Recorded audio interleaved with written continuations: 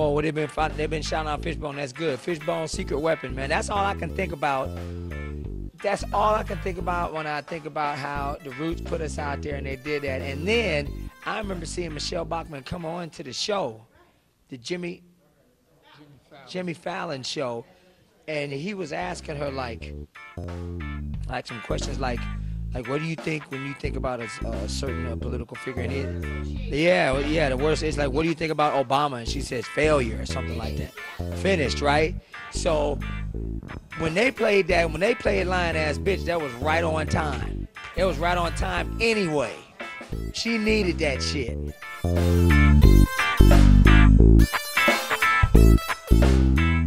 Well, I tell you, man, the way I look at the documentary, I like to remain detached from it. I'm detached from it. So I just, I look at it as a good piece of art, something that Chris and Lev, the directors, put it together, right? So if I'm detached from it, then I can talk about it as if it's like a, like a nice art piece and it's good. It's like I explained like the autopsy, the guts are moved around and everything. You open up the fish, the guts are moved around, the heart's where the ankle is and the foot's where the brain is, but you could still see everything. Because if it took to say the story of Fishbone would take about 5 hours, maybe longer, like Gandhi. But it's a good representation of Fishbone and what we've been through and what we're doing now and where we're possibly going to be. We kind of leave it in open-ended, the movie.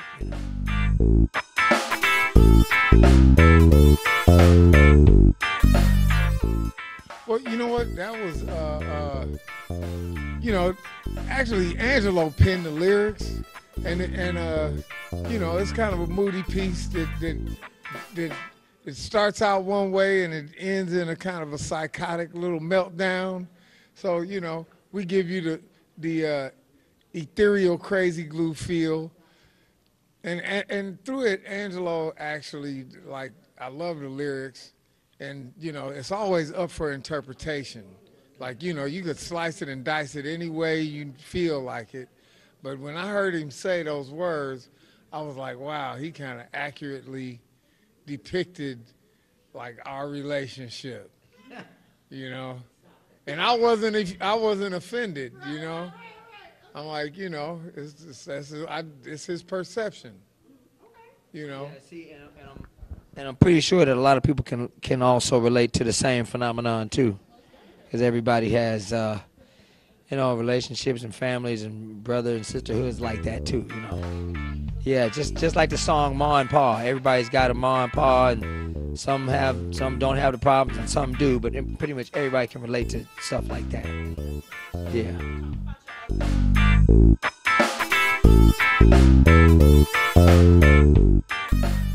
And then there's a song called Deep Shit Backstroke, right? And there's another one, like, dude, there's so many people, like, it wasn't written about this, but it kind of applies to, can you imagine, like, I was actually in the studio making a record, and somebody was like, with a guy whose family made their money, buying houses in shot out neighborhoods, making them better and selling them. They were flipping houses. And he turned to me one day, he was like, dude, I'm kind of going broke. He's like, my family's not making the money it used to make. Well, there wasn't a term called mortgage crisis at that point, but I saw somebody going through it. You know what I mean? And for the rich, the middle class, and the poor, the deep shit backstroke is applying. It's applicable to the current situation.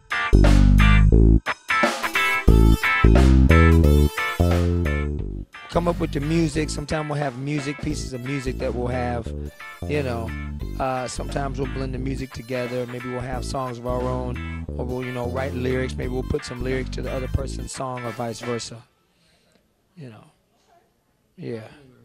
It actually, because it happens all manner of ways. There's no rules that we follow to the creative process. Sometimes we have more time and more freedom to actually, do it different ways. And sometimes it's under duress, like we have to get something done really fast and it's urgent. But really, because we're a band that when we get the opportunity, we jam a lot, you know? And so, and that's one of the more organic ways that it comes about, actually, where the music might start first, but sometimes Angelo will have like an amazing lyric and I'll go like, I know the exact music that is perfect for it. And sometimes it works, sometimes it doesn't.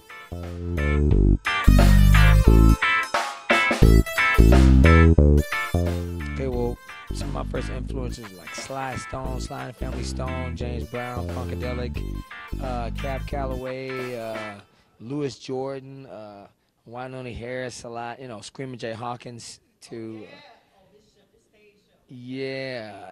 lots of jazz, man. I like Fela Kuti, Fela Kuti, I say James Brown, right, Bad Manners.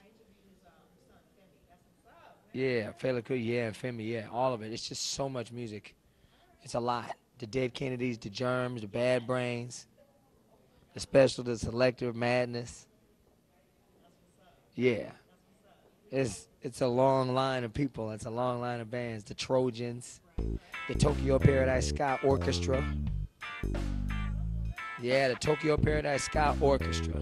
Real good.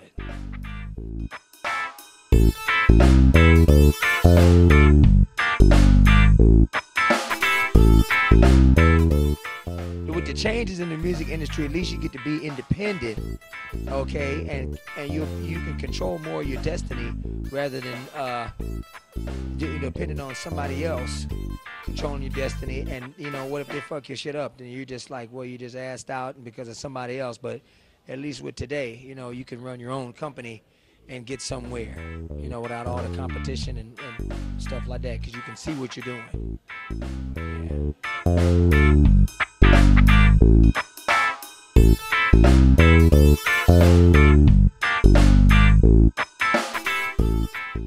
Social media, the internet, iTunes, Amazon, everything in the realm of the internet, I think it has enhanced the musical experience, and we've only just begun. It's like we're still in the baby stages of all of this, and it's all being figured out. Like, I'm on Twitter. I do the Facebook thing. I don't go to MySpace as much, but now that I think Justin Bieber's going to buy it, and so maybe I'll go back over there once he gets it. I don't know. That's what I heard. That's the rumor mill. You know what I mean? Like, I'm on Twitter, man. I follow Ice-T. I follow P. Diddy. I follow Oprah Winfrey. I follow, it's amazing. I follow George Clinton. George Clinton is tweeting his ass off. It's inspirational to watch George Clinton reach out to Smokey Robinson on Twitter. I follow some of my homies like Flea.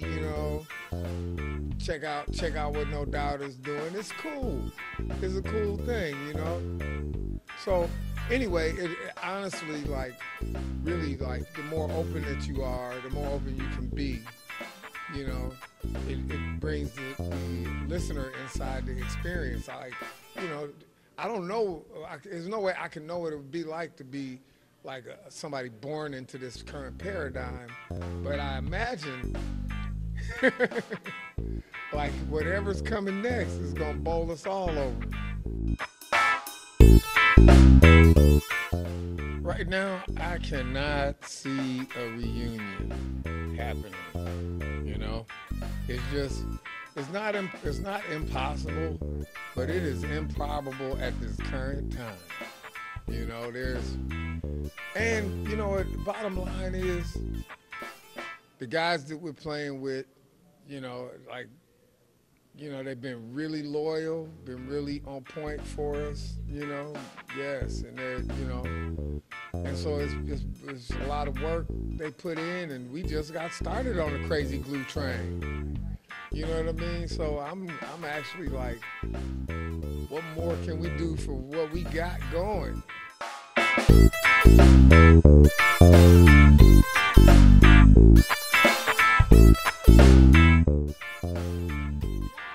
First makes me say, wow, I can't believe it.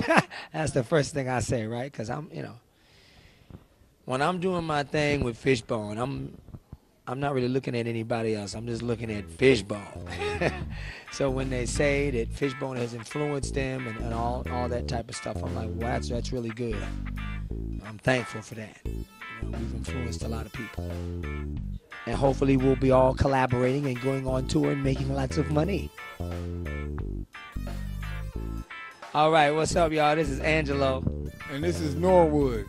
And you're here on Groove Parlor TV. Fishbone, Crazy Glue. Buy the record, check out the video, and we'll see you at the next show.